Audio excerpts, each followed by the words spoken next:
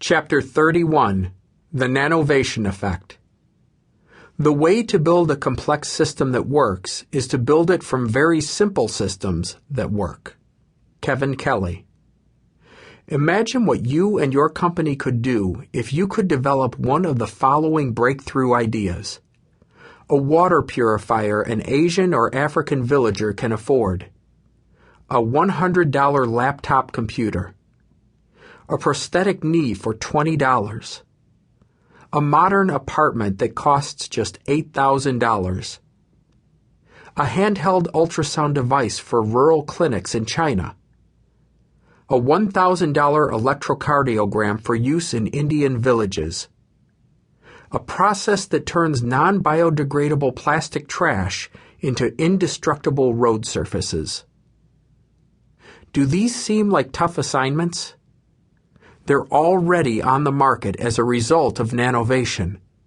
These are just a few of the stories we see on the first wave of Nanovation, and we'll explore some of them shortly. But again, they're just part of the story. The wave is even bigger than that.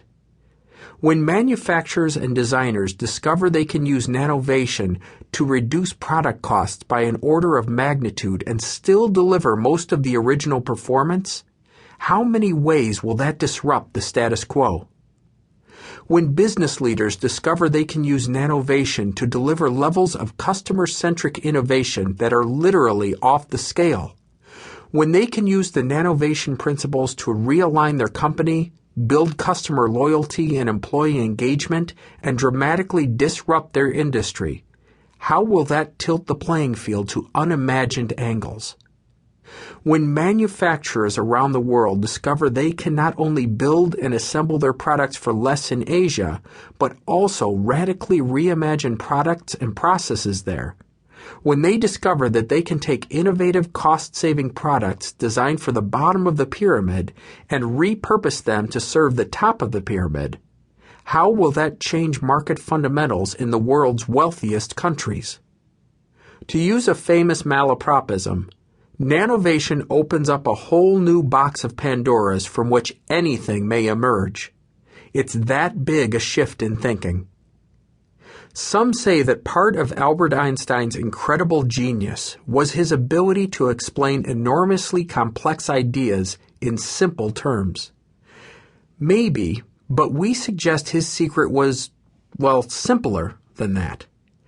We propose that genius is the ability to see the underlying principles of the complex and chaotic universe in simple terms, and having seen them, to synthesize them into the vernacular of a discipline that can be easily understood by others. When Einstein says, if you can't explain something simply, you don't understand it well enough, he's saying that most of us operate from an incomplete view of the situation and a partial set of facts. We make life complicated because we don't understand it.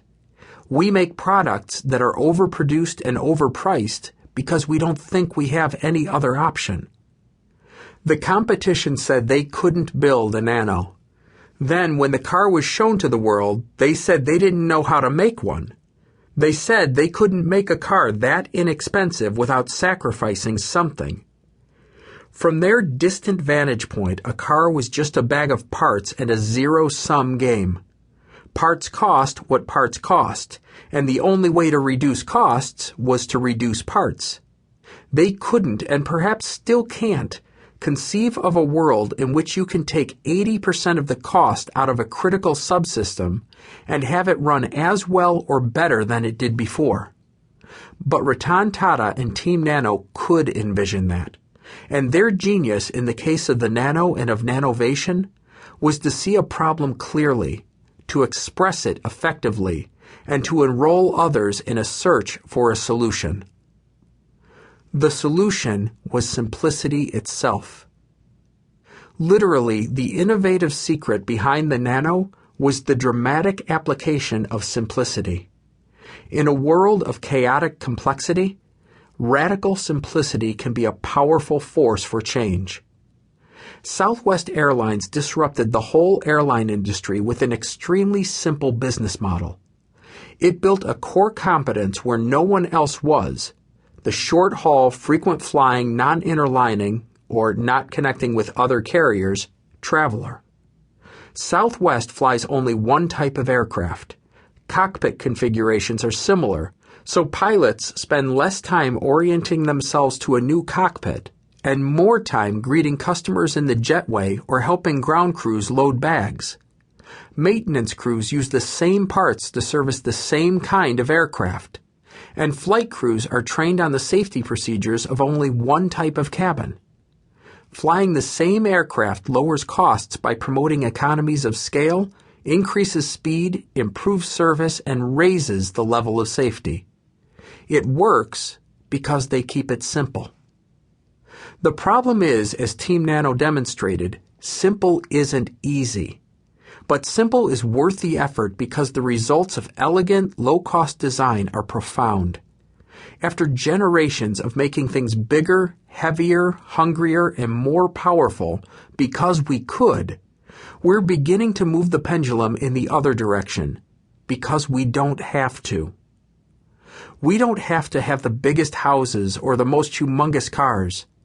We've moved from ostentatious boom boxes on our shoulders to simple and discreet iPods in our pockets. Sure, there will always be individuals who want to shout, "Look at me," but we believe culture is passing them by. We believe a new culture is emerging that values quality more than luxury, practicality more than prestige, and efficiency more than extravagance. In automotive terms, the horsepower wars are over.